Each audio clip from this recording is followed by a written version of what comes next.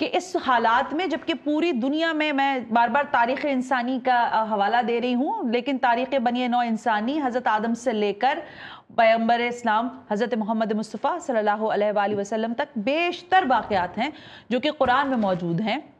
हम पढ़ते हैं, आप हमें सिखाते हैं, समझाते हैं, और हम अपने बड़ों से सुनते आए हैं, आइम्मा से सुनते हैं। लेकिन करबला एक ऐसा वाक़या है कि ये आप गैर मज़हब, चाहे वो ईसाई हो, चाहे वो हिंदू हो, चाहे वो सिख हो, या किसी भी मकतबा फ़िक्र से वो ताल्लुक़ रखता हो, उसको ये वाक़या करबला अज़बर है, ज़बानी याद है। तो इसकी ये कैसे जुदा है बाकी तमाम वाक़यात से? अल्लामा हसन ज़फ़र नक़वी साहब। बिस्मिल्लाहिर्रहमानिर्रहीम अल्हम्दुलिल्लाहि वस्सलातु अला अहलिहा अम्मा बाद। देखें बेटा, बात यह है कि सबसे पहले तो हमें ये समझ लेना चाहिए कि वाक़ई करबला यानी जनाब सैयदुश्शुहदा इमाम हुसैन अलैहिस्सलातु वस्सलाम की कुर्बानी ये किसी एक मकतब के लिए नहीं है, किसी एक गिरोह के लिए नहीं है। इसलिए इमाम हुसैन इस्लाम को किसी मकतब या फ़िरक़े या गिरोह में क़ैद नहीं किया जा सकता। आपकी कुर्बानी न सिर्फ इस्लाम बल्कि आलम इंसानियत के लिए है। और ये भी याद रखा जाए कि इमाम हुसैन इंसानियत की मीरास हैं। अब आते हैं आपके सवाल की तरफ। देखिए, याद रखिए कि बहुत बड़े बड़े सानिहात हुए जिसमें हज़ारों और लाखों अफराद भी मारे गए। जंग अज़ीम में करोड़ों अफराद मारे गए, पहली जंग अज़ीम में, दूसरी जंग अज़ीम में। लेकिन वाक़ई करबला में ऐसी क्या ख़ास बात है कि हर साल जब इसकी याद ताज़ा की जाए तो मुसलमानों में एक जोश व खरोश पैदा होता है।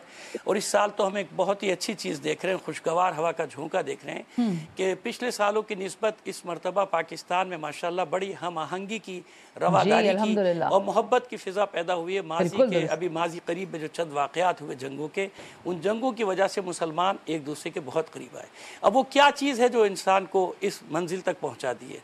तो मैं इकबाल के एक शेर का सहारा लेना चाहूँगा कि सिद्क़े खलील भी है इश्क, सब्र हुसैन भी है इश्क, मारिके वजूद में बद्रो हुनैन भी है इश्क।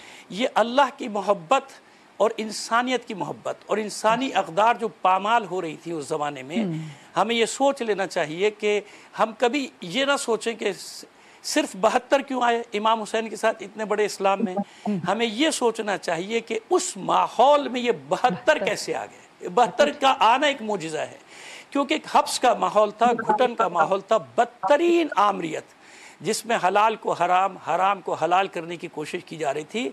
उस ज़माने में एक ऐसी कुर्बानी की ज़रूरत थी जो क़यामत तक के लिए अमर हो जाए और हर ज़माने में आमरियत के ख़िलाफ़, जुल्म के ख़िलाफ़, तागूत के ख़िलाफ़, साम्राज्य के ख़िलाफ़ मज़लूमों को हौसला दे। और यही सबब है कि हर साल जोश व खरोश के साथ ही याद बनाई जाती है और मज़लूमों को एक हौसला मिलता है, एक दर्स मिलता है कि बातिल के मुकाबले में कत्ल हो जाना शिकस्त नहीं होती। ये किसने कहा कि मर जाना शिकस्त है, शहीद हो जाना शिकस्त है? नहीं, शिकस्त ये है कि आप जालिम के हाथ में हाथ दे दें, आप जालिम के सामने सरेंडर कर दें। सरेंडर करना शिकस्त होता है, चाहे आपके साथ लाखों लोग हों। सर कटा देना शिकस्त नहीं होता। जनाब सैयदुश्शुहदा और उनके रुफ़ाक़ा के सर बुलंद रहे और आज तक बुलंद हैं और वो फ़ातिह आलम कहलाते हैं।